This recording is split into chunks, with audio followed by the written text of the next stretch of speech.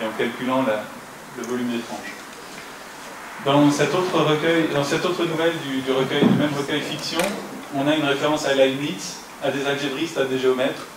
Bon, ça c'est juste pour mentionner que c'est pas si courant de voir ces mots d'algébriste. En tout cas, géomètre c'est un peu plus classique, on voit ça chez Proust pas mal finalement. Mais enfin, j'ai appris ça la semaine dernière, c'est pas que j'ai lu Proust pour vérifier. Mais voilà, donc des choses. Premier thème, un peu plus sérieux, c'est les systèmes de numération. Donc, dans la langue analytique de John Wilkins, où il essaie de décrire une langue qui est complètement compréhensible, qui se décrit elle-même, on a ces parenthèses vraiment très mathématiques sur Descartes, qui, dans une lettre datée de novembre 1629, avait déjà noté qu'au moyen du système décimal de numération, nous pouvons apprendre en un seul temps de toutes les quantités, jusqu'à l'infini, et à les écrire dans une langue nouvelle qui est celle des chiffres. Et là, un renvoi en bas de page. Théoriquement, le nombre des systèmes de numération est illimité. Le plus complexe, à l'usage des divinités et des anges, comprendrait un nombre infini de symboles, un pour chaque nombre entier. Le plus simple, nous reviendrons sur cette idée un peu plus tard. Le plus simple n'en requiert que 2. 0 s'écrit 0, 1, 1, 2, 1, 0, 3, 1, 1, 4, etc. Ce système fut inventé par Leibniz, stimulé, semble-t-il, par les hexagrammes énigmatiques du Yiking. Cette référence au système binaire, on la trouve ailleurs. Et déjà, c'est bon, c'est classique. Mais ce que j'espère, c'est que peut-être un jour, quelqu'un exploitera ceci dans une vraie classe avec des vrais élèves pour expliquer des choses. Qu'il y a un écho de système de numération dans des circonstances un peu différentes. Toujours la même idée dans Clonukbar Orbis Tertius, qui est la description d'un monde fantaisiste basé sur une encyclopédie sur un tome de l'encyclopédia Britannica qui n'existe pas. Donc dans ce tome, le narrateur est en villégiature quelque part avec un certain Ash, qui est un ami de son père. Je me le rappelle dans le couloir de l'hôtel, un livre de mathématiques à la main, regardant parfois les couleurs irrécupérables du ciel. Un après-midi, nous parlâmes du système duodécimal, dans lequel 12 s'écrit 1-0. H dit qu'il était précisément en train de traduire je ne sais quelle table duodécimale en table sexagésimale, dans lesquelles 60 s'écrit 1-0. Nous parlâmes de la vie pastorale, et nous ne dîmes rien de plus, Dieu me pardonne, des fonctions duodécimales. Alors, d'un côté, on comprend vraiment pas du tout ce que ça peut être une traduction de, je ne sais quelle table, traduction de je ne sais quelle table de base 12 à base 60, effectivement, on ne comprend vraiment pas pourquoi ça pourrait occuper quelqu'un pendant des années, même à l'époque où ça se traduit, ni quel intérêt ça pourrait avoir. Néanmoins, visiblement, il comprend. Un petit peu plus bas, il part d'un hérésiarque du XIe siècle, et une note de bas de page renvoie siècle en accord avec le système duodécimal signifie une période de 144 ans. Ce qui montre, entre les deux extraits que je viens de vous montrer, on a d'une part la remarque évidente qu'il comprend de quoi il parle, et d'autre part, probablement, dans celui-ci, la mise en parallèle d'un système de numération, c'est-à-dire d'un procédé systématique pour nommer tous les nombres, avec un exemple explicite et le principe général. Et d'autre part, donc il comprend exactement de quoi il parle, et d'autre part, mais il joue dans celui-ci, évidemment c'est avec une valeur narrative d'ornementation, d'essayer d'impressionner les gens, de les surprendre à partir d'écrire 12 sous la forme 1, 0, qui ne surprend aucun mathématicien, mais surprend probablement la plupart des lecteurs d'hypothèse. J'ai mis le 11e en rouge comme ceci, parce que dans ce recueil au moins, 11 joue le rôle de nombre générique. C'est-à-dire que quand il faut un nombre au hasard, c'est 11. Par exemple, j'ai mentionné que ce monde imaginaire de Clun était décrit dans un volume de l'Encyclopédia Britannica. C'est le volume 11, par exemple. Donc au XIe siècle. C'est vraiment le nombre au hasard.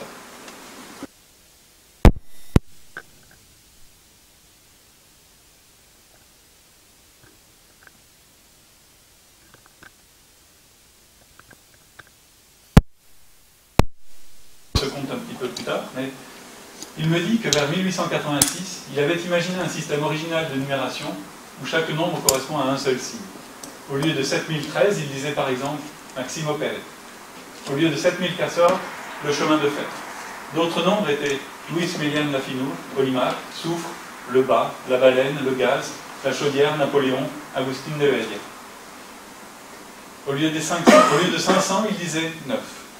Chaque mot avait un signe particulier, une sorte de marque. Les derniers étaient très compliqués. Pourquoi ça? J'ai essayé de lui expliquer que cette rhapsodie de mots décousus était précisément le contraire d'un système de numération. Je lui dis que dire 1365, c'était 3 centaines, 6 dizaines, 5 unités. Analyse qui n'existe pas dans les noms Le Nègre Timothéo ou Ouverture de Chant. Founès ne me comprit pas ou ne voulut pas me comprendre. Bon, là c'est exactement le... Enfin, vous avez vu dans le premier qui est là, c'est une exploitation d'un système le plus complexe qui comprendrait un symbole par nom, un nombre infini de symboles dans la logique analytique de John Wilkins, et là qui est mis en pratique avec des symboles qui sont complètement arbitraires, des signes qui sont complètement arbitraires, tirés de la langue courante. Je reviens en avant.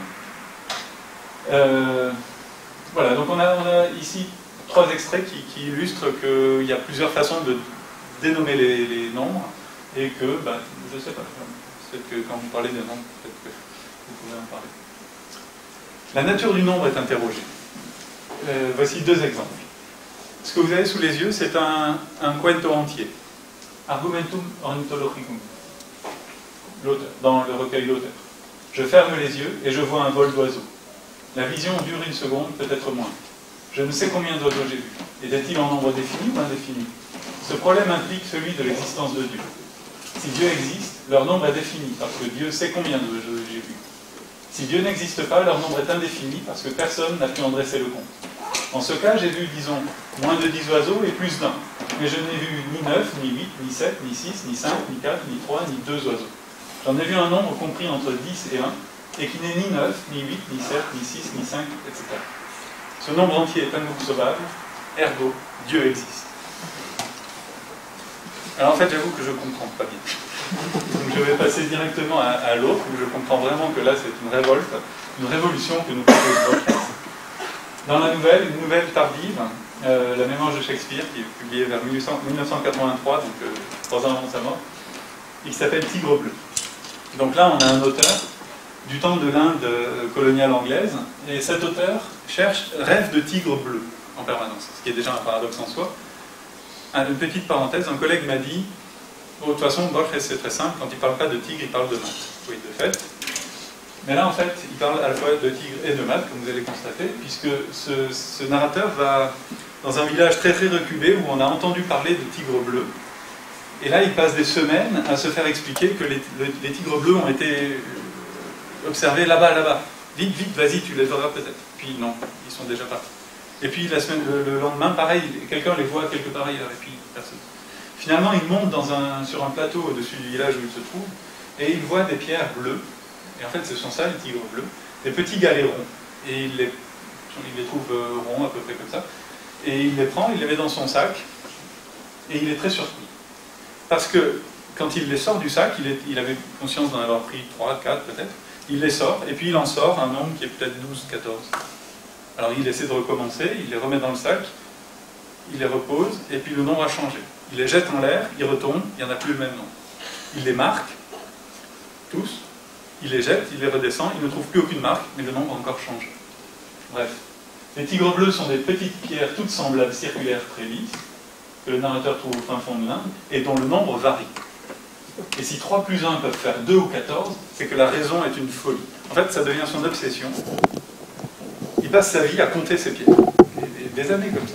Des années. À la fin, un mendiant se penche à sa fenêtre et lui dit « Si tu veux, je prends tes pierres. » Ah, quelle libération. Il les donne. Le maniement de ces pierres qui détruisent la science mathématique me fit penser plus d'une fois à ces pierres du grec qui furent les premiers chiffres et qui ont légué à tant de langues le mot calcul. Les mathématiques, pensais-je, ont leur origine et maintenant leur fin dans les pierres. Si Pythagore s'était servi de celle-là, on peut se finir la phrase, nous ne serions pas réunis ici aujourd'hui, parce que notre science n'aurait aucun sens. Donc on a quelque chose qui détruit complètement l'idée. Alors là, je voulais vous faire remarquer que la puissance des mathématiques comme ressort de la narration. Tout le récit, bon le récit fait 15 pages, c'est pas gigantesque, c'est pas guerre d'épée, n'est-ce pas? Mais sur ces 15 pages, le seul ressort, c'est la négation d'un principe de base des mathématiques. Et juste ça, ça suffit à construire une fiction. Ok. Et l'épilogue, c'est qu'en fait, le mendiant prend les pierres et conclut en disant « Oui, eh bien maintenant tu es libéré de ces pierres que tu ne comprends pas, c'est bien, les mathématiques c'est bien, mais maintenant tu as affaire à quelque chose de beaucoup plus compliqué, il va falloir te confronter à l'âme humaine. » Ok, je passe à des références un peu plus... enfin, des choses... enfin, plutôt sans grande transition. Un récit le plus connu probablement de Borges, qui est la bibliothèque de Babel. Voici le début. L'univers, que d'autres appellent la bibliothèque, se compose d'un nombre indéfini et peut-être infini de galeries hexagonales avec au centre de vastes puits d'aération bordés par des balustrades très basses. De chacun de ces hexagones, on aperçoit les étages inférieurs et supérieurs interminablement. La distribution des galeries est invariable. 20 longues étagères, à raison de 5 par côté, couvrent tous les murs moins 2. Leur hauteur, qui est celle des étages eux-mêmes, ne dépasse guère la taille d'un bibliothécaire normalement constitué. Chacun des pans libres donne sur un couloir étroit, lequel débouche sur une autre galerie, identique à la première et à toutes. Et dans cette bibliothèque étonnante, des bibliothécaires voyagent et tâchent de comprendre la structure et puis de comprendre pourquoi est-ce qu'ils sont là et ce que signifient ces livres qu'ils ouvrent. Et quand ils les ouvrent, par exemple, il y a un bibliothécaire qui un jour a vu un livre où il y avait écrit ZRB, ZRB, ZRB, ZRB, et interminablement pendant 400 pages. Alors des gens se sont interrogés sur ce livre, et d'autres ont pensé que peut-être que ça signifiait que eh bien, ce ZRB, c'était celui de la page 194, il n'avait pas exactement le même sens que celui de la première page, et que du coup, l'hypothèse a finalement été un peu réfutée. Chacun des murs de chaque hexagone porte 5 étagères. Chaque étagère comprend 32 livres, tous de même format. Chaque livre a 410 pages, chaque page 40 lignes, et chaque livre environ 80 caractères morts. Il y a aussi des lettres sur le dos de chaque livre. Ces lettres n'indiquent ni ne préfigurent ce que diront les pages. Un bibliothécaire de génie observa que tous les livres, quelque divers qu'ils soient, comportent des éléments égaux. L'espace, le point, la virgule, les 22 lettres de l'alphabet. Il fit également état d'un fait que tous les voyageurs ont confirmé. Il n'y a pas dans la vaste bibliothèque 2 livres identiques. De ces prémices incontroversables, il déduisit que la bibliothèque est totale et que ses étagères consignent toutes les combinaisons possibles des 20 et quelques symboles orthographiques. Nombre, quoique très vaste, non infini, c'est-à-dire tout ce qu'il est possible d'exprimer dans toutes les langues. Et la question évidente, c'est... Alors, oui, pardon, je reviens sur un petit détail qui est assez caractéristique. C'est un mélange d'éléments extrêmement précis. Hein. Nous avons 410 pages, 5 étagères, 32 livres par étagère, 410 pages par livre, 80 lignes, 40 lignes par page, et environ 80 symboles par livre. Et du coup, eh bien, on est très embarrassé parce que c'est pas qu'on est forcément embarrassé, mais en tout cas, un mélange d'éléments très précis et d'autres éléments très vagues. Pour se faire, par exemple, si je reviens à l'architecture de la bibliothèque, pour se faire une idée de ce à quoi elle ressemble, ben, c'est un bon challenge. Et une question évidente, combien y a-t-il de livres dans la bibliothèque? Alors, bon, ben, si je vous fais la version brève, une fois que je peux faire durer un peu plus longtemps, nous avons un nombre d'emplacements qui est donné par le nombre de caractères par ligne. Nous avons 40 lignes par page, 410 pages par livre, et donc le nombre de caractères disponibles pour chaque livre, c'est ce produit-là, qui fait à peu près 1,30 million. Et nous avons 25 symboles, 3 symboles de ponctuation et 22 lettres. Les 22 lettres sont très probablement l'alphabet, probablement pas l'alphabet espagnol, parce qu'il y en a plus. Déjà en espagnol, le ñ, avec ce qu'on appellerait n tilde en français, est considéré comme une lettre à part. Le double L est considéré comme une lettre à part. Donc il y a beaucoup plus que de lettres au fond dans l'alphabet latin au sens où on le comprend. Donc c'est probablement l'alphabet... Comment ? Perdu. Il y a fort à parier que du nom de Babel, ce soit ni grec ni romain pour des raisons de chronologie, plutôt l'alphabet hébreu. Quand on sait les références assez fréquentes que Borges fait à la Kabbale, c'est à peu près certainement l'alphabet. Bref. Donc nous avons un nombre de livres qui est celui-ci, ce qui fait à peu près 25 millions, ce qui fait à peu près enfin bon, voilà, il faut 1 800 000 chiffres. C'est considérable. Si on imagine, enfin si on croit les physiciens théoriciens qui expriment que l'univers aurait à peu près 10 puissance 17 secondes, 10 puissance 15, 10 puissance 17 secondes, Imaginons qu'il est parti à l'état d'un point ponctuel et qu'il s'étend comme une sphère à la vitesse de la lumière. Ça nous donne une estimation du volume de l'univers. Si on regarde la densité moyenne autour de nous, même si on prend la densité d'un bloc de pierre, ce qui est probablement plus dense que l'univers en moyenne, eh bien, ce que l'on trouve, c'est un nombre de particules qui est de l'ordre de grandeur de 10 puissance 80, peut-être 10 puissance 70, peut-être 10 puissance 100. Enfin, un nombre ridicule. La traduction, c'est qu'il faudra un nombre d'univers de l'ordre de 2 fois 10 puissance 1 800 000 pour contenir simplement la bibliothèque de Babel. Ok. Ce qui nous dit en particulier que le titre n'a forcément aucun rapport avec le contenu du livre, parce que il y a les titres, il y a des fortes répétitions sur le moment du titre, parce que le titre il tient sur la couverture, la tranche du livre. Et donc on ne peut pas écrire des titres différents, il n'y a pas assez de place. En fait, même un catalogue des catalogues, auquel fait référence Borges à un moment dans son récit, c'est en fait une citation du récit dont la bibliothèque de Babel est tirée, mais c'est très probablement, compte tenu qu'on sait qu'il avait dans sa bibliothèque des livres de Russell, une référence au paradoxe de Russell, qui référence à l'impossibilité de concevoir l'ensemble de tous les ensembles, et donc l'impossibilité d'un catalogue des catalogues, et les catalogues qui se mentionnent mais avec des erreurs, c'est probablement les questions des ensembles qui ne se contiennent pas.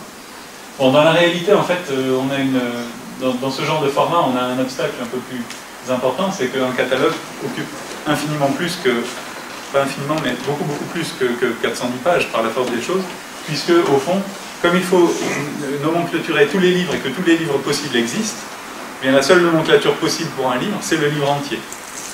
Là, on a une référence à la théorie de l'information, à la Kolmogorov, enfin, pas une référence parce qu'elle n'avait pas encore été inventée, ou en tout cas Borges n'en était pas conscient au moment où il l'a dit. Mais en tout cas, la théorie pour faire un catalogue de la bibliothèque, il n'y a pas plus compact que la bibliothèque elle-même.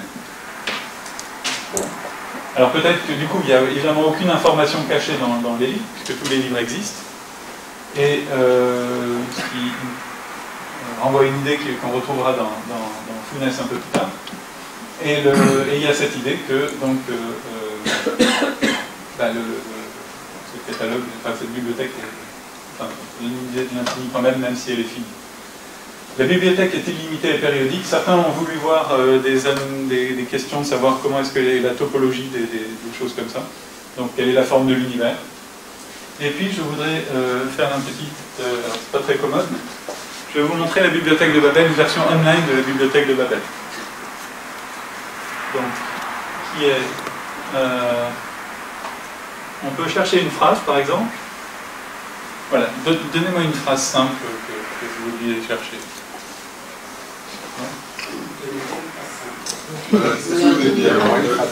Excusez-moi. Donnez-moi une phrase simple. Ah, ok. Bon, j'aurais plutôt imaginé, compte tenu c'est la littérature, je sais pas, longtemps que je suis couché. Allez, pas plus.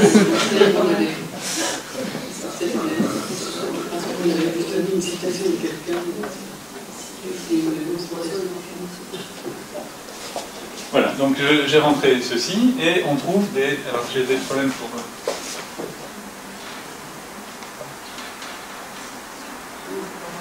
Donc parmi les innombrables pages où cette phrase apparaît, en voici une, sympathique. Et oui, on a beau savoir qu'une page au hasard, c'est une page au hasard, ça surprend toujours quand on le voit. Bon, mais l'artiste graphique a été sympathique parce qu'il nous l'a... Enfin, vous avez vu, il a mis en gras le... Ok. Il y a une fonction intéressante qui s'appelle Anglicize, qui est sympathique. Parce que voilà, là il colorie en vert et en vert ce qui est peut-être à peu près prononçable en anglais, et en jaune les mots anglais qu'il reconnaît. Vous voyez, ça fait, il y en a. Je pense que si on faisait la même chose en français, ce serait beaucoup plus flou comme.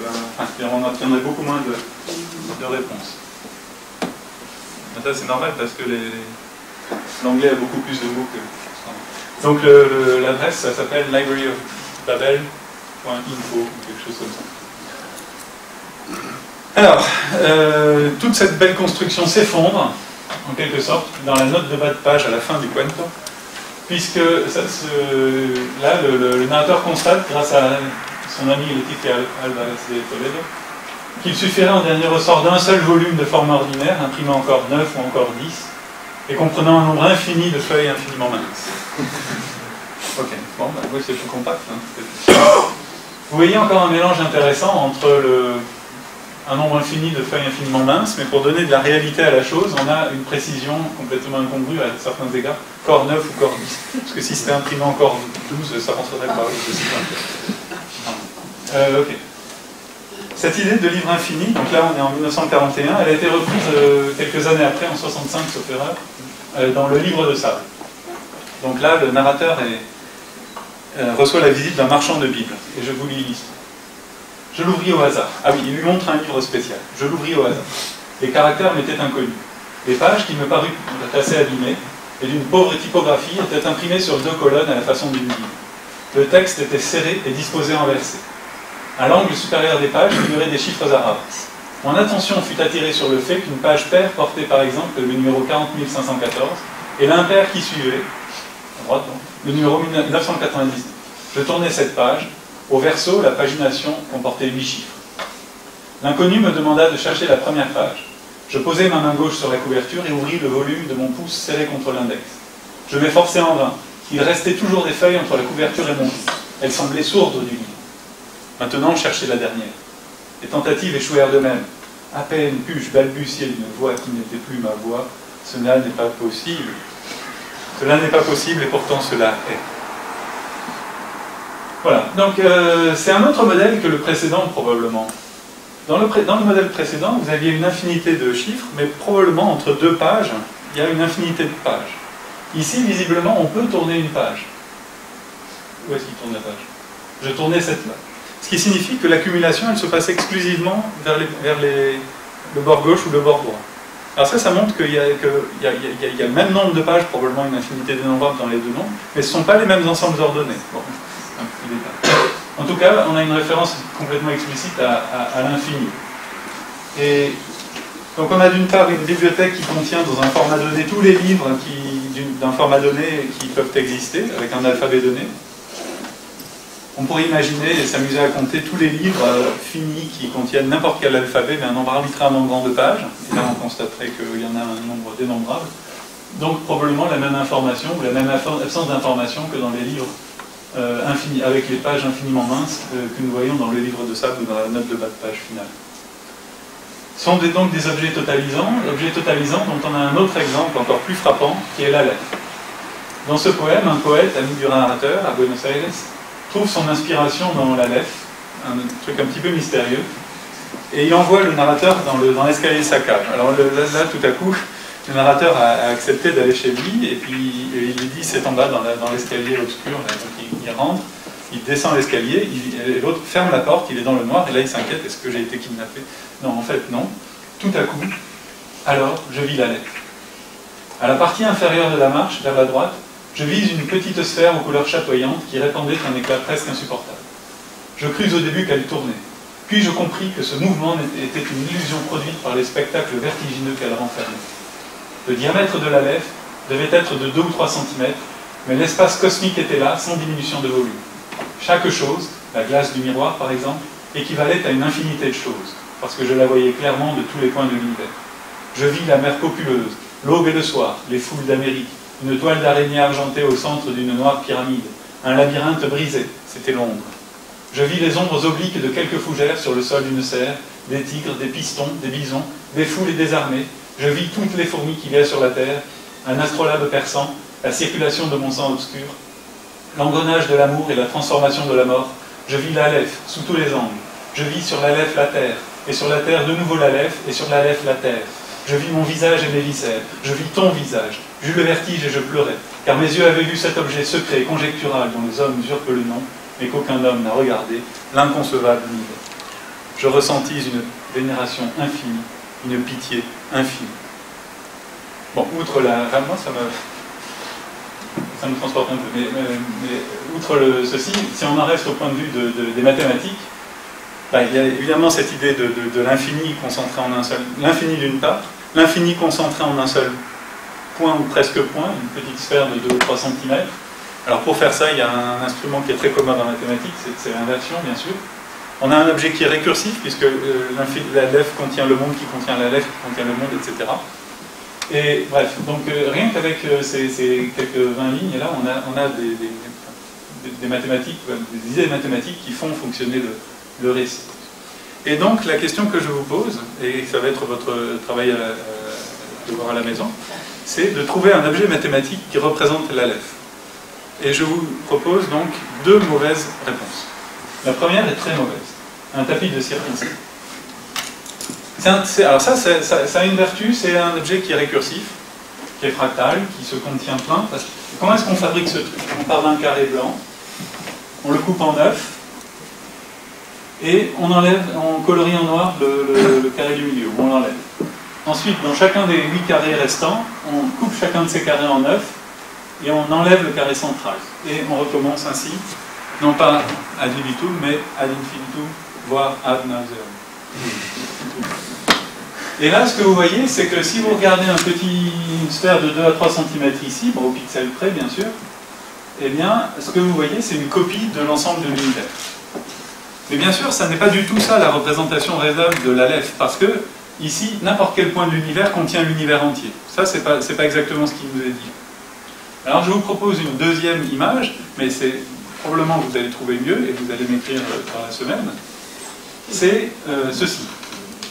Alors, imaginez que le monde, l'univers, c'est l'un des triangles de base, donc blanc ou noir selon votre humeur, entouré de miroirs. Les miroirs, c'est un thème très très borgésien. Il y a cette citation, je ne sais pas si elle est célèbre, les miroirs et la copulation sont des choses abominables parce qu'elles augmentent le nombre des hommes.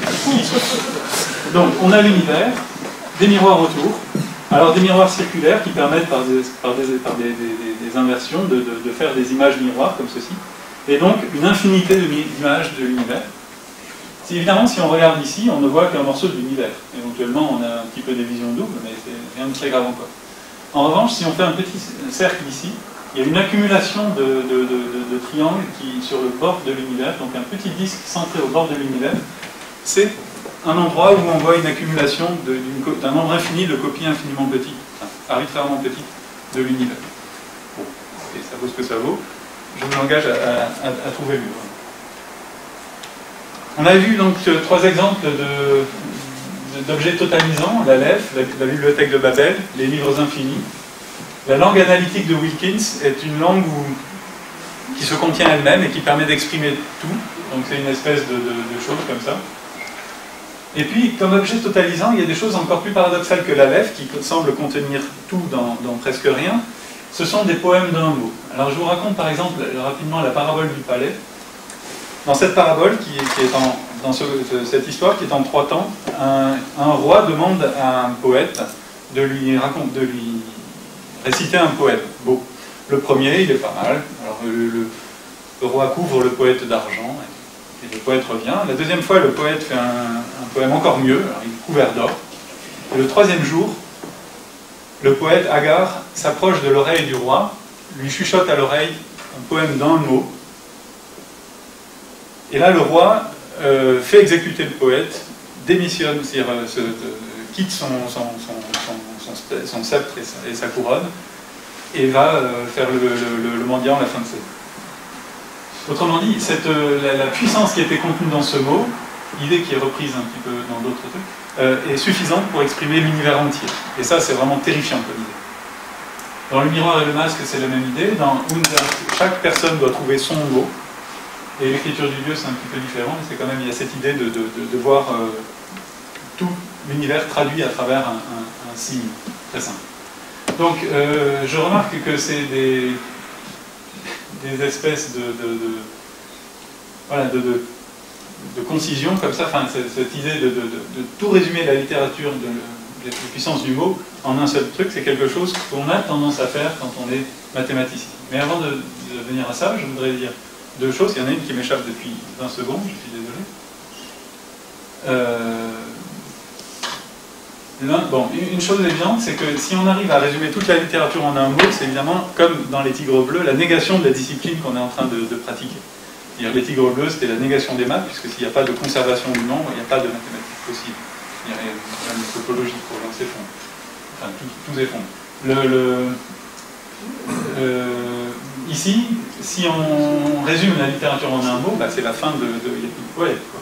Et ça fait penser au morceau de musique de Tom Cage, 4 minutes 33 secondes, qui consiste à, pour un orchestre symphonique entier, à jouer 4 minutes 33 de silence absolu. Ouais, éventuellement un peu plus, parce que la durée exacte du silence est laissée à l'appréciation du chef d'orchestre. Ou au carré blanc sur fond blanc de Malevich. Donc en fait, il y a le paradoxe de dire tout comme ça. Mais cette idée de résumer tout en très peu, on le retrouve en mathématiques, et je vous donne 3 exemples, et voici 3 exemples. D'une part, la formule de Stokes. C'est un prétexte aussi pour vous suggérer de lire le livre de Michel Audin. Résumé ici, cette formule permet de calculer des longueurs, des volumes, des surfaces, des quantités physiques à non plus finies, et elle est condensée en 8 symboles reliés par un signe égal. 4 d'un côté, 4 de l'autre, un équilibre parfait. Et alors, j'ai dit calculer des quantités physiques, c'est bien gentil, mais il y a aussi les versions théoriques pour calculer des choses plus sophistiquées, comme des invariants de variétés ou des choses comme ça. Donc, cette idée qu'on peut résumer tant d'informations dans une seule formule, c'est assez spectaculaire. Et c'est vraiment, à mon avis, un équivalent des objets totalisants, comme l'Aleph ou les mots parfaits, les mots de... Ah, ça y est, je me rappelle ce que je voulais dire ici. C'est évidemment, le mot qu'on ne prononce pas, ça rapporte à la cavale, évidemment. Mais faisons semblant, pas là-dessus. Un autre exemple, et je suis très honoré que Daniel Perrin soit justement dans la salle pour en parler, c'est de considérer les axiomes comme élixir de pensée. J'espère ne pas trahir sa pensée. Je vais le dire, je ne me rappelais pas d'avoir dit ça, mais bon, si tu le dis. Ouais, je l'ai lu, je l'ai pas forcément entendu, mais en tout cas, je trouve ça une très très jolie formule, au sens où on a quelques phrases comme ceci, et de ces phrases, on peut produire toute la théorie, toutes les mathématiques. Et ça, c'est cette idée d'arriver donc à la fin des fins, d'avoir un objet très très compact qui ne ressembler à rien, qui contient le concept, enfin qui permet de reconstruire le concept. Le concept est large, multifacette, profond, il s'applique à des tas de choses. Enfin, là, je pense mais prenez les axiomes de la géométrie euclidienne, ça tient dans une demi-page, peut-être un peu plus si on veut être un peu plus rigoureux qu'Euclide, mais si on veut être un petit peu plus comme Hilbert.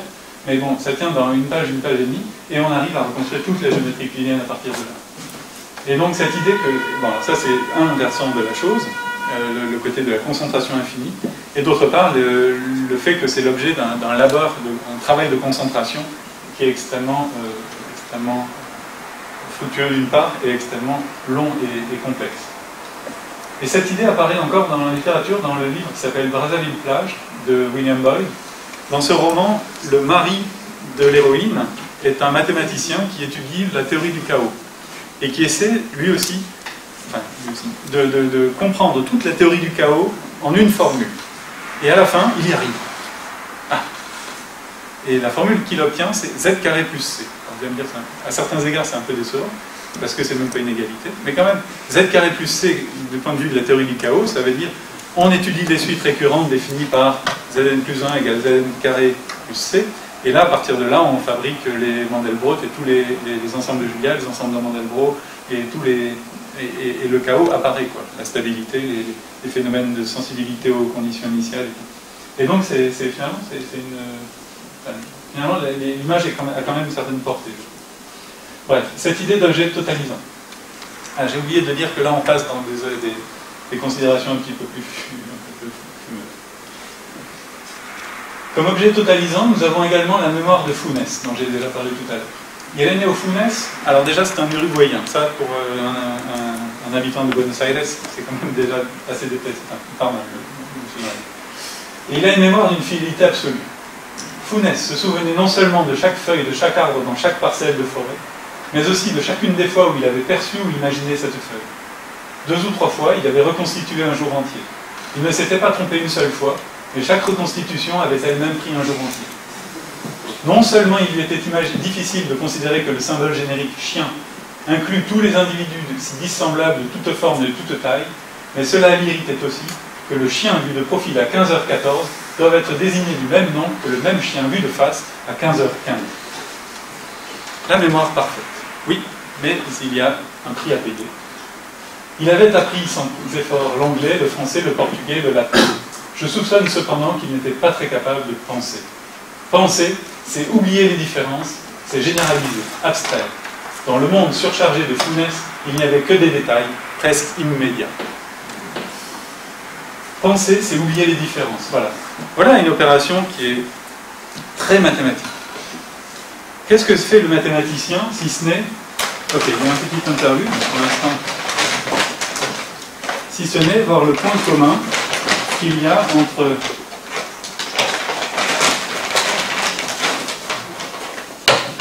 ces deux collections de cubes. Bon, ça pourrait être des objets plus dissemblables. Par exemple, ma clé et la clé et la télécommande. Voici 3 collections.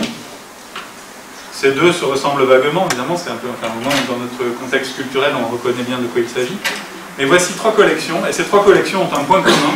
Et l'idée, pour voir le point commun qui est le nombre 2, eh bien, ça consiste à oublier la spécificité que ça, c'est un truc qui est à peu près la forme d'un pavé, et ça, c'est un peu plus allongé, un peu plus long.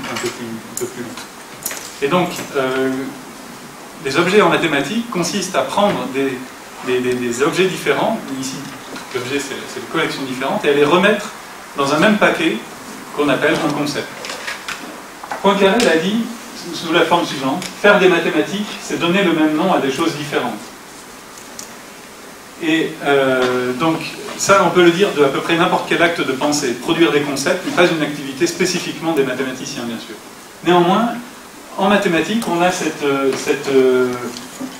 réalisation très précise qui est la notion de relation d'équivalence, et le pendant, c'est le passage au quotient.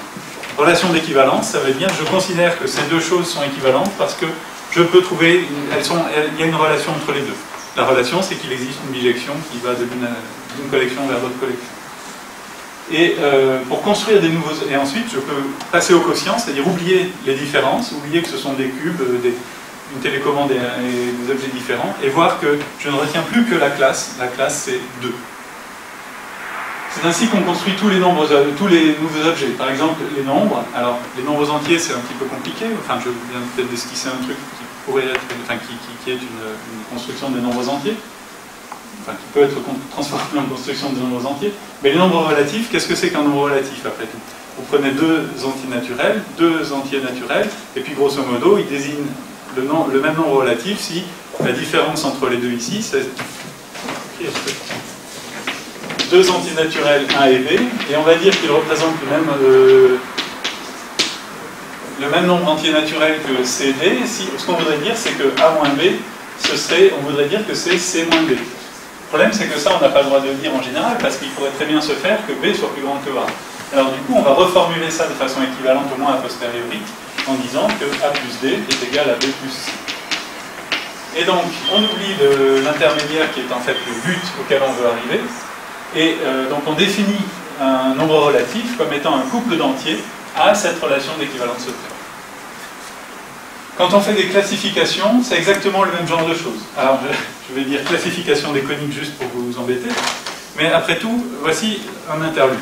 L'interlude, c'est ma deuxième fixette du moment, c'est, vous avez compris, les Rubik's. Vous avez donc ici un certain nombre de Rubik's Cube. Et la question est, comment est-ce qu'on peut les classer? Voilà, oh, ça va suffire. Hein. Encore un. Voilà, donc on a une classification. Alors on peut les classer par forme. Bon, celui-ci, malgré les apparences, quand il est fait, c'est un cube. Alors on va mettre tous les cubes d'un côté. Voilà. Ensuite, on a deux pyramides, deux tétraèdres. D'accord. Ensuite, j'ai oublié le deuxième icosaèdre, dommage. Et puis ça aussi, deux fois c'est un cube. Bon, les apparences. Et ça c'est un cylindre. Ok. Bon, mais c'est pas très intéressant. Imaginons que quelqu'un vous ait appris à faire le cube le plus standard. Comment allez-vous vous en sortir? Vous prenez ça et puis vous essayez de faire quelque chose. Malheureusement, ça tourne en fait non pas selon les faces, mais autour des... Ah tiens, ça va pas du tout. Donc cette première idée que nous avions de les classer par forme est totalement dysfonctionnelle pour comprendre. Alors du coup, il faut oublier une spécificité, oublier la forme. Et si on oublie la forme, on constate assez vite qu'en fait, ceci c'est un cube qui se cache. Ouais, bon, ça se voit pas tout à fait, mais la traduction, c'est que, en fait, je peux mettre ici mes doigts pour fabriquer un cube. J'ai 8 doigts là, en principe. Et sur ce cube, je rajoute un petit toit sur chaque face. Et là, je fabrique un icosaèdre. Un dodécaèdre. Un dodécaèdre, oui, pardon, je confonds un peu les deux. Au moins dans les noms. Donc voilà, donc j'ai une face, et puis là je rajoute un peu. Et en fait, ce qui se passe ici, c'est que je tourne un tiers de tour, et un tiers de tour, et je suis revenu au point de départ. Curieusement, c'est exactement la même chose que dans celui-ci. Je le trouve, voilà, 2 et 3. Et donc en fait, il est sain de considérer ces deux choses comme étant la même classe. Et donc il faut oublier l'apparence de dodécaèdre et voir quelque chose d'un peu plus profond. Et ce quelque chose de plus profond, c'est le concept. Ici, par exemple, on a l'impression qu'on a un petit cube assez anodin, mais quand on essaie de le résoudre avec les formules de celui-ci, que tout le monde connaît par cœur presque, au moins s'il a moins de 12 ans, oui, la plupart d'entre vous n'ont plus moins de 12 ans. En tout cas, on se retrouve très embarrassé parce que quand on veut faire un quart de tour avec la face du haut comme ça, on ne peut pas, on est obligé de faire un demi-tour. Et ça le rapproche énormément de celui-ci, qui est en fait, alors ça c'est un cube 2 x 2, 2 x 2 x 3, ça c'est un cube 3 x 3 x 2, 2 x 3 x 3 si vous voulez, et du coup on a des choses qui sont que un demi, des transformations d'ordre 2 au lieu d'être d'ordre 4, comme dans les autres. Voilà, et puis, bon, enfin bref, donc voilà, classer ces cubes, ah oui, et j'ai oublié le petit dernier, ça, malgré les apparences, c'est un cube aussi. Vous avez deux plans de coupe comme ceci, deux plans de coupe horizontaux, deux plans de coupe, alors j'ai un peu tourné, mais qui nous séparent comme ceci. Et l'idée, c'est que, une fois que j'ai remarqué ça, je vais me mettre à appeler ça centre d'une face, je vais me mettre à appeler ces trois trucs milieu des arêtes, et je vais me mettre à appeler ces quatre trucs, ce petit triangle ici, et les coins, je vais les appeler coins. Alors c'est naturel pour ça, ça l'est un petit peu moins pour ça. Et donc je donne le même nom à ces objets qu'à celui-ci, et partant de là, je peux transférer tout ce que je sais là-dessus sur celui-ci. Donc là, c'est en fait, je vous le jure, malgré les apparences, c'est un cube. Ok, fin d'interview. Je passe là-dessus. Ce qui est amusant, c'est qu'on peut prendre le contre-pied de la phrase de Poincaré et l'illustrer avec une autre nouvelle de Borges tirée du même récit, à savoir Pierre Menard, auteur du Quichotte. Dans cette nouvelle, le narrateur examine l'œuvre de Pierre Menard, qui est un auteur nîmois, imaginaire, certes, et il aborde son œuvre publiée qu'il appelle l'œuvre souterraine, la plus importante, après avoir fait la liste d'une quinzaine de choses visiblement sans grand intérêt. Cette œuvre, peut-être la plus significative de notre temps, se compose des chapitres 9 et 38 de la première partie du Don Quichotte et d'un fragment du chapitre 22. Il ne voulait pas composer un autre Quichotte, ce qui est facile, mais le Quichotte. Inutile d'ajouter qu'il n'envisage jamais une transcription mécanique de l'original. Il ne se proposait pas de le copier. Son admirable ambition était de reproduire quelques pages qui coïncideraient mot à mot et ligne à ligne avec celles de Miguel de Cervantes. Et donc, après un travail inouï et des brouillons probablement en nombre inconcevable qu'on n'a pas conservé malheureusement, enfin, vous pouvez comprendre pourquoi, l'artiste est pudique. Et donc Menard arrive à deux chapitres et des fragments d'un autre qui sont textuellement identiques à ceux du Quichotte. Son idée initiale, c'était de se mettre dans la peau de Cervantes au XVIIe siècle, penser comme lui, il s'est dit non, c'est pas très intéressant. Vous allez dire c'est impossible, oui, mais parmi tous les moyens impossibles, c'était le moins intéressant. Là, c'est pas exactement une citation, mais c'est une paraphrase de Borges, bien sûr. Et donc, on a donc deux textes, et on peut comparer le Don Quichotte de Menard à celui de Cervantes, est une révélation. Celui-ci, par exemple, écrit, Don Quichotte, première partie, chapitre 9. La vérité dont la mer est l'histoire, émule du temps, dépôt des actions, témoin du passé, exemple et connaissance du présent, avertissement de l'avenir. Rédigé au XVIIe siècle, rédigé par le génie ignorant Cervantes, cette énumération est un pur éloge rhétorique de l'histoire. Menard écrit en revanche. La vérité dont la mer est l'histoire, émule du temps, dépôt des actions, témoin du passé, exemple et connaissance du présent, avertissement de l'avenir. L'histoire, mère de la vérité. L'idée stupéfiante. Maynard, contemporain de William James, ne définit pas l'histoire comme une recherche de la réalité, mais comme son origine. Vous voyez donc que les idées sont très différentes dans les deux textes. Le contraste entre les deux styles est également vif. Le style archaïsant de Maynard, tout compte fait étranger, pêche par quelque affectation. Il n'en est pas de même pour son précurseur qui manie avec aisance l'espagnol courant de son époque. On a donc le même texte, ou peut-être pas, et en tout cas deux façons de le considérer. Et ça devrait vous rappeler ce que n'a pas dit Poincaré. Faire des mathématiques, c'est donner des noms différents à la même chose. Dès qu'on fait un calcul, A égale B, pi carré sur 6 égale somme des inverses des entiers non nuls, et carré des inverses des entiers non nuls, eh bien, on a le même objet, pi carré sur 6 si vous voulez, pour fixer, et on a des façons différentes de le désigner. Pi carré sur 6 c'en est une, la somme des inverses des zeta de 2 en est une autre, la somme des inverses des carrés des entiers c'en est une autre, etc. Et en fait, d'autre part, tout calcul, donc, ça consiste à parler de la même chose en lui donnant des noms différents. Et parfois, c'est le nom qui est beaucoup plus intéressant que l'objet. Si par exemple, vous avez cette formule que vous connaissez parfaitement, l'intérêt de cette formule, elle n'est pas dans le fait qu'il y ait cette égalité. L'intérêt de la formule, elle est dans la complexité du nom qui est ici, et dans le fait que dans la suite de symboles, donc dans l'étude graphique du nom, enfin graphique, la façon dont on construit le nom, on peut reconstituer une façon de calculer ceci. Je prends x, c'est-à-dire je veux calculer cette fonction. Je pars de x, je lui ajoute b sur 2a, j'élève au carré, j'enlève le truc, je multiplie par θ. Eh bien, c'est ça qui est intéressant, et c'est ça qui va me permettre d'étudier la fonction, ses variations, le résoudre l'équation et ce genre de choses.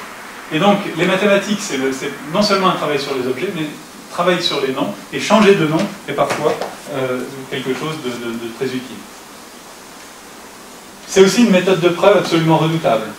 Par exemple, si vous considérez le tableau de points bleus ici comme un tableau de A' de largeur B, ou comme un empilement de A' de largeur B, ou alors comme une juxtaposition de B colonnes de hauteur A, vous comprenez immédiatement pourquoi la multiplication des entiers naturels est commutative. Et puis, en manipulant un petit peu des sigmas, on peut éventuellement, à partir de la commutativité et de l'associativité de l'addition, aboutir à une preuve formelle de cette chose-là. Juste sur cette idée d'avoir un même tableau, un produit cartésien essentiellement, et on le considère de deux façons différentes, en le projetant sur les lignes ou sur les colonnes. En géométrie algébrique, on fait ça en permanence, mais là je vais laisser l'expert parler. Je vais glisser sur les exemples qui sont là, ou alors peut-être trop tard. J'aime bien celui-ci en fait. Théorème des deux carrés. Si vous prenez un nombre premier impair, la question c'est à quelles conditions est-ce que vous pouvez trouver deux entiers A et B de sorte à exprimer P comme une somme de la somme des carrés de A et de B. Et la réponse, c'est qu'il faut que P soit congruent à 1 modulo 4.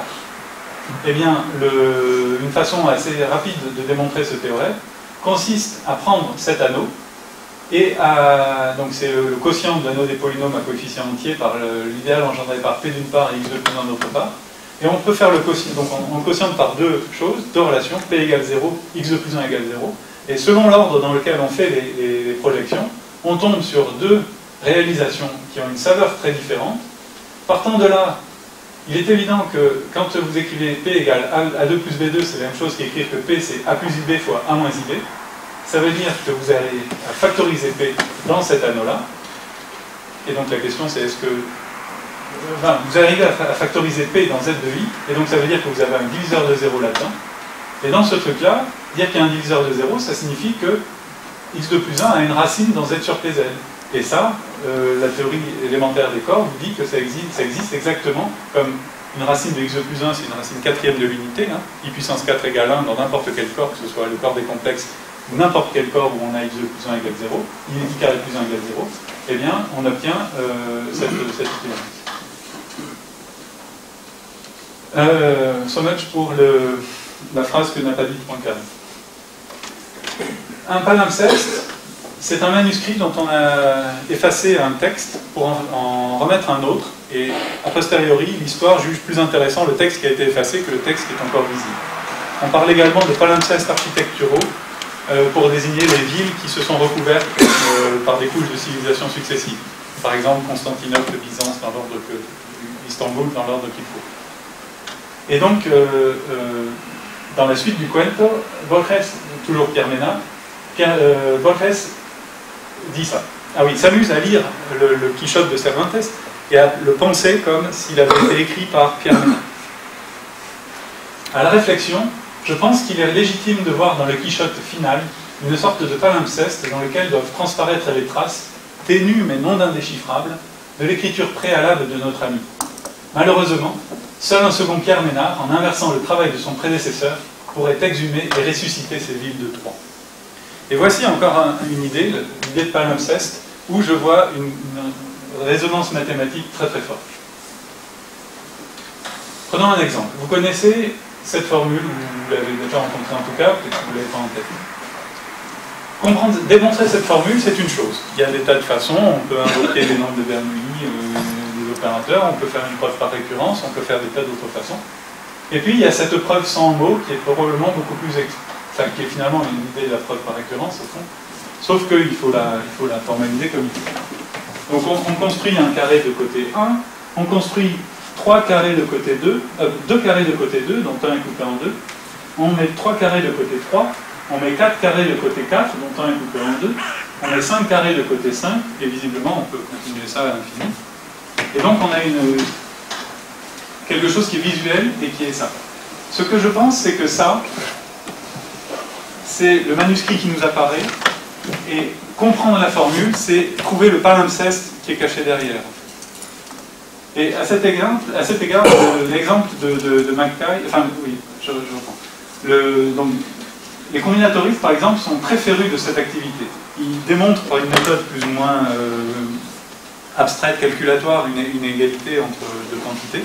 Et ensuite, ils vont chercher une preuve combinatoire. Ils vont chercher à comprendre leur démonstration par une preuve combinatoire. Et trouver la preuve combinatoire, c'est déchiffrer le palimpseste.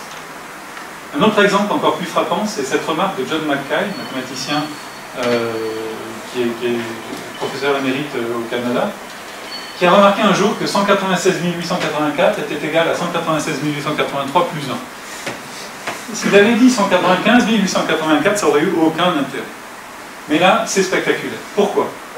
Parce que 196 884, c'est un nombre qui est connu en arithmétique comme étant un des coefficients du développement en série entière au baisse-d'âge de l'infini de la fonction modulaire J. On va considérer juste arithmétique. En fait, ça a rapport au dessin que je vous ai proposé pour la lettre tout à l'heure. Donc, on a ce nombre qui est connu en arithmétique, et on a ce nombre, 196 883, et 1, mais c'est un peu trivial, qui sont connus comme étant des nombres reliés à une toute autre théorie, qui est la théorie des groupes finis. Et donc, ce que Mackay s'est dit, c'est si ces nombres sont proches, il doit y avoir une raison. Alors ensuite, ils viennent chacun dans une série. C'est-à-dire que lui, après 196 884, il y en a un autre, et après, et cet autre, enfin, il y a une famille d'autres, et quand Mackay a regardé cette famille d'autres, il a réussi à exprimer tous les nombres, ils ont une dizaine de ces nombres-là, comme des sommes de nombres qui venaient de l'autre théorie, la théorie des groupes finis. Pour être plus explicite, ce sont les dimensions des représentations irréductibles des plus gros groupes finis, qui s'appelle le monstre, d'où le nom de Monstrous. Et Moonshine, ça ne signifie pas clair de lune, ça signifie sornette. Ah, une citation de Rutherford, qui est un des concepteurs de la bombe, enfin un des grands spécialistes de la relativité générale. Celui qui pense qu'on va pouvoir tirer de l'énergie significative à partir de la scission des atomes is talking moonshine, dit des sornettes. Bon, il a été un petit peu démenti par la suite.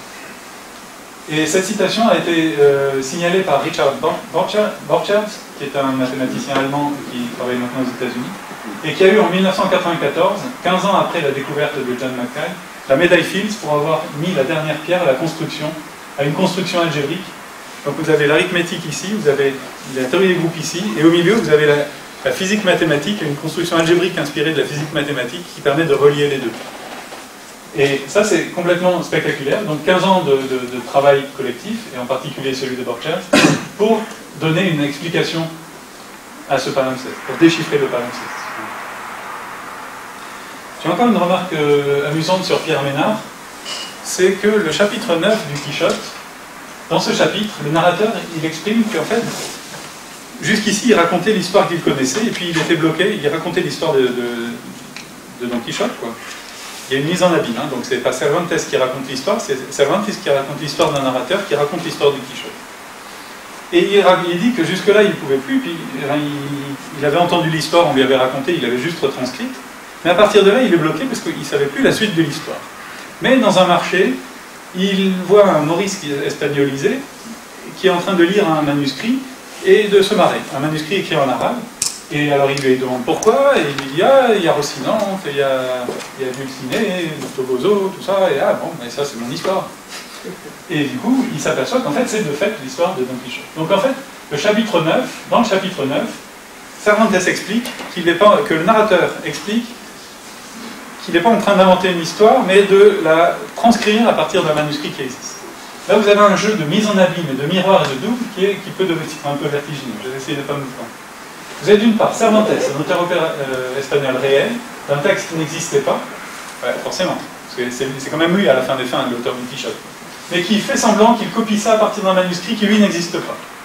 Et d'un autre côté, vous avez Pierre Ménard, qui est un auteur français imaginaire, qui écrit un texte qui existe, mais qui fait semblant qu'il ne le copie pas.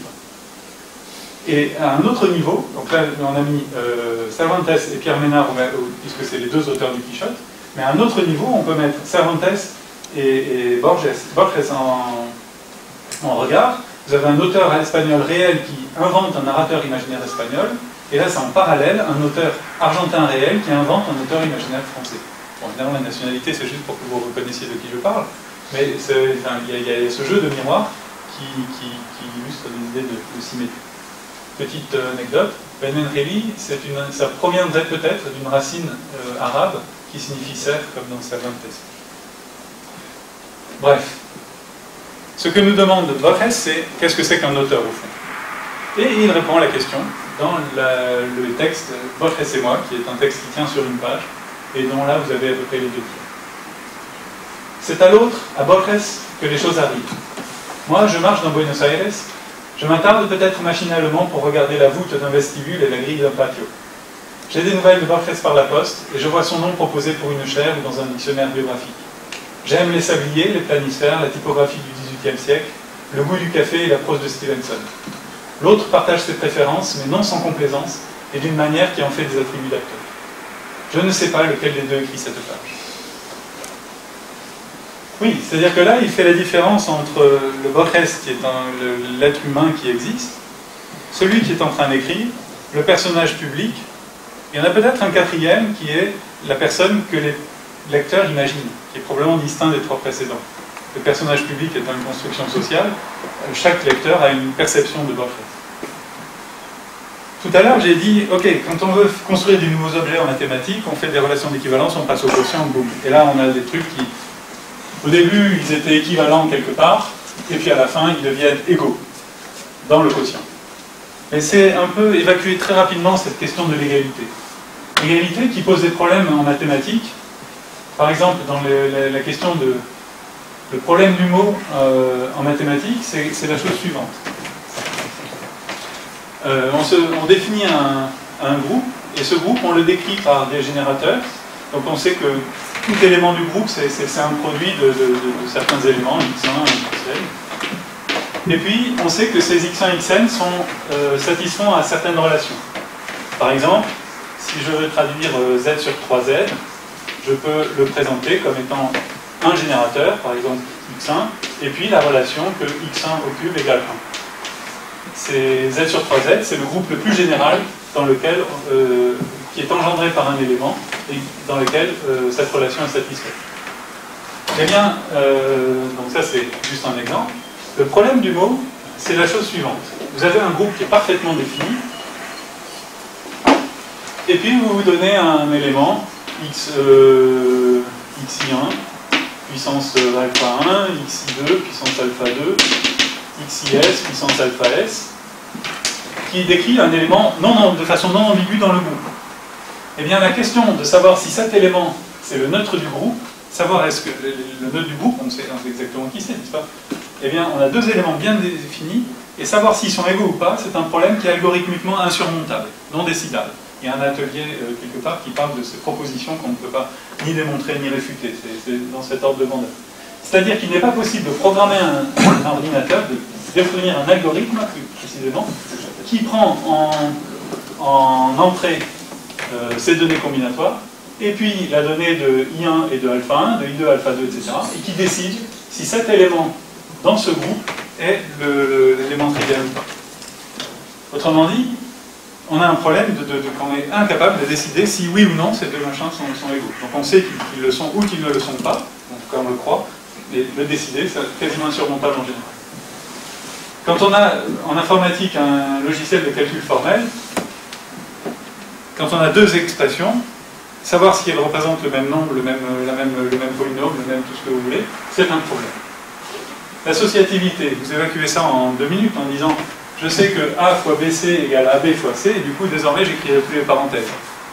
Oui, mais des fois, c'est pas exactement des égalités. Des fois, les objets ne sont pas des nombres, et puis c'est pas des égalités, c'est des isomorphismes, et puis ils sont canoniques ou ils sont pas canoniques. La combinatoire avec 4 objets, ça va encore, mais dès que vous prenez plus d'objets, eh bien, ça devient très compliqué. Là, vous avez ici 14 façons d'écrire les parentésages de 5 machins, et là, vous en avez 429, sauf erreur, et puis après, ça devient... enfin, on ne voit plus rien sur le dessin. Eh bien, ces questions-là sont des problèmes qui sont posés à l'heure actuelle dans les fondements des mathématiques, qui rejoignent l'informatique dans un projet assez ambitieux, qui consiste à trouver de nouvelles fondations, plus sur la théorie des ensembles, mais sur ce qui s'appelle la théorie homotopique des types, un truc que je ne comprends pas du tout, et où les questions d'égalité sont déjà au cœur des préoccupations des gens. Eh bien, si on veut laisser quelques minutes pour la discussion, je vais vous renvoyer au livre de Guillermo Martinez pour la question de savoir pourquoi est-ce que Borges fait tant aux mathématiciens. Et je vais conclure avec juste une idée de Francesco Mavis, qui est un économiste qui travaille, je crois, à Orléans, et qui a écrit un article un peu étrange, oui. Un article avec une portée assez générale dans l'Humanité de 2007, sur lequel je suis tombé en cherchant des mots-clés du genre Borges mathématiques, quelque chose comme ça. Et il retient 3 idées qui me paraissent intéressantes pour élargir le débat à la fin.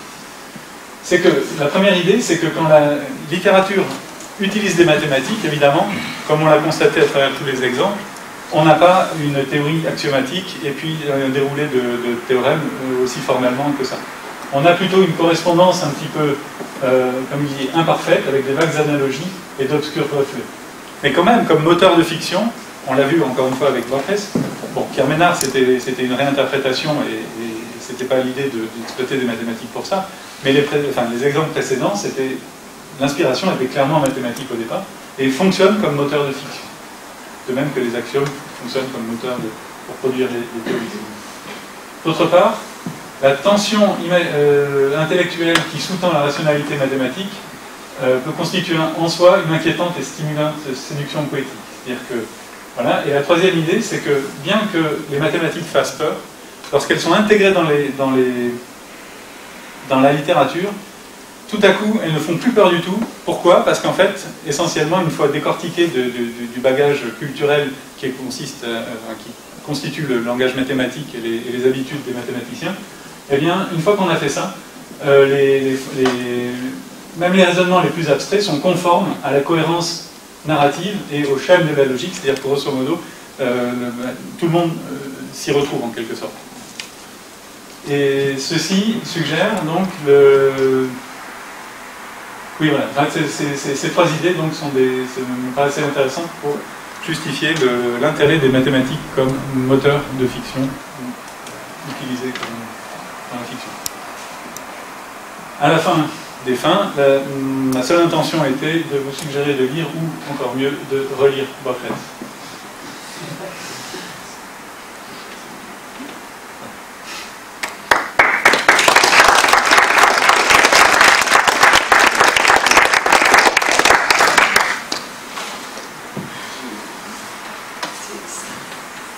vous avez quelques minutes pour des commentaires, suggestions, questions. Il faut mieux éviter les questions, parce que je peux répondre, mais pour le reste.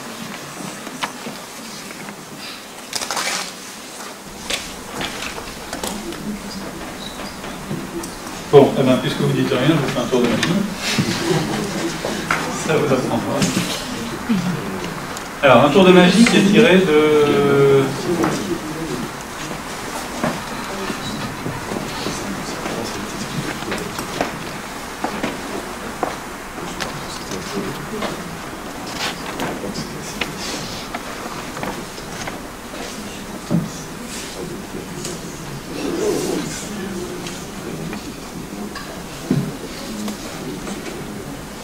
Voilà.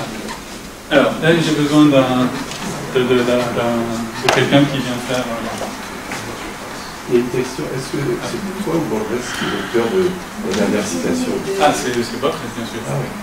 Ah oui, oui, non, c'était même, c'est une citation, voilà, elle est sous forme de citation, mais cette idée qu'il faut non seulement lire, mais surtout relire, que c'est plus important de relire, c'est un truc qui est apparu dans la première citation du début, si vous vous rappelez. J'ai lu, et ce qui est plus important, j'ai relu Poincaré, Russell et d'autres. Et c'est... Oui, c'est une idée qui est chère à Borges. Et bon, il n'y a plus de temps pour le tour. Je vous engage à venir au stand de la Maison des mathématiques et de l'informatique pour le voir tout à l'heure. Bon, d'accord. Alors, Denis, si tu veux bien aller faire l'opérateur. Alors, il faut me cacher un petit peu les choses. Ah oui, le problème, c'est que c'est très loin. Ah, mais attends, une seconde, en fait.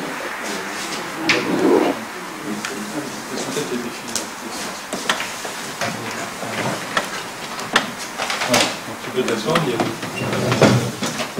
Voilà, alors, ce qui se passe, c'est que je vais deviner la case qu'il va cliquer. Alors vas-y, Denis, clique une case.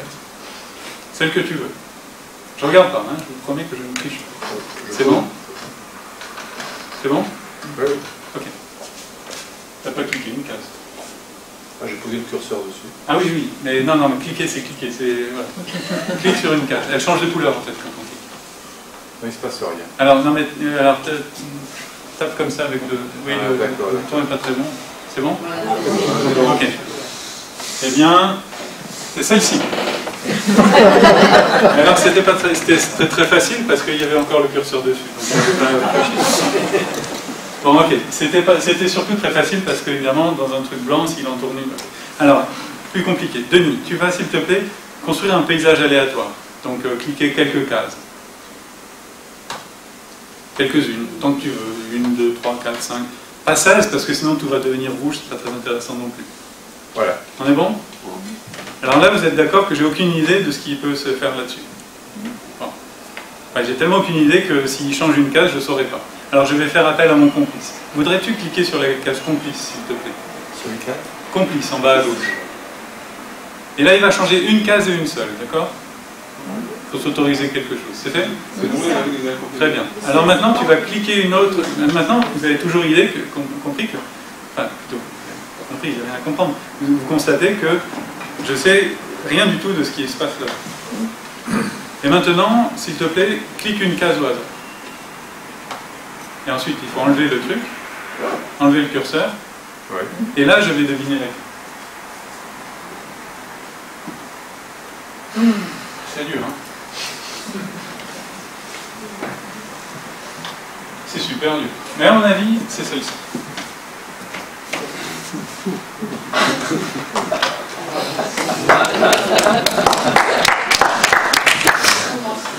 Voilà. Bon, alors, comment ça marche?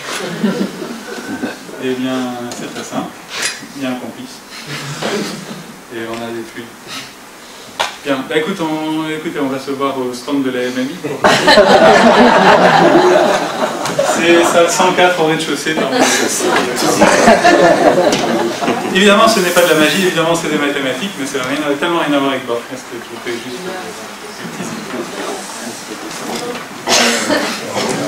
Merci, Jérôme. Et là, il est 59.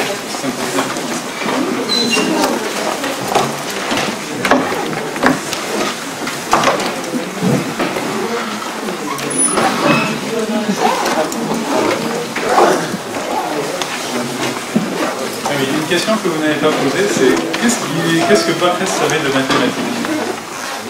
Eh bien, oui, je ne sais pas pourquoi je recommence ça. En fait, on connaît sa bibliothèque parce qu'elle a été cataloguée et en fait, on sait qu'il y avait des livres et il y avait en particulier Russell, Poincaré et quelques autres. Et donc, on est certain qu'il avait lu par exemple La science et l'hypothèse. Et donc, il avait une idée à la fois du fonctionnement axiomatique des mathématiques et d'autre part de la crise des fondements, des fondations qui a eu lieu au début du siècle.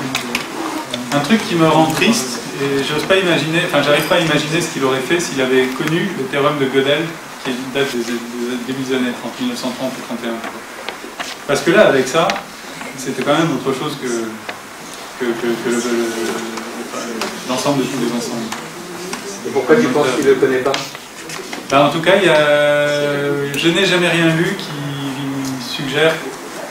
Enfin, bon, je me pose pas du tout comme un expert de ça. Essentiellement, ce que j'ai fait, c'est me souvenir que j'avais lu fiction quand j'étais petit et faire les résonances.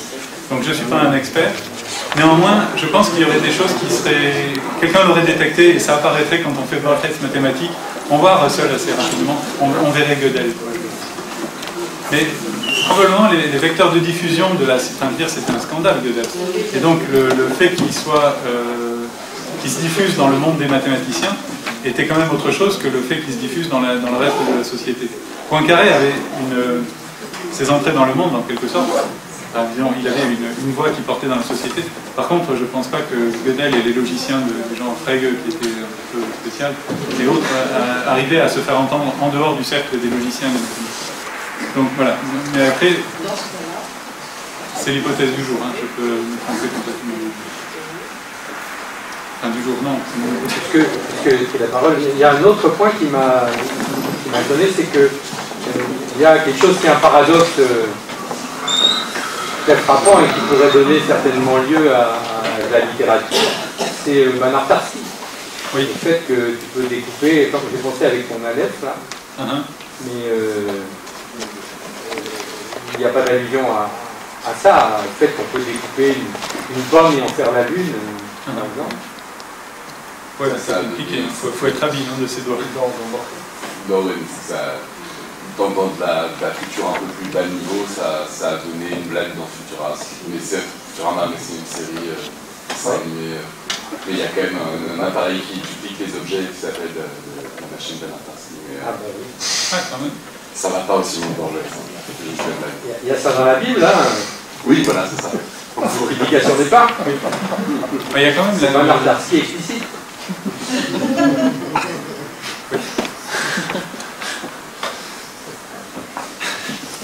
Oui, c'est ça. Pas le tout de dire il existe une partition. Ok, bon, excusez-moi de vous avoir interrompu dans vos préparatifs de départ.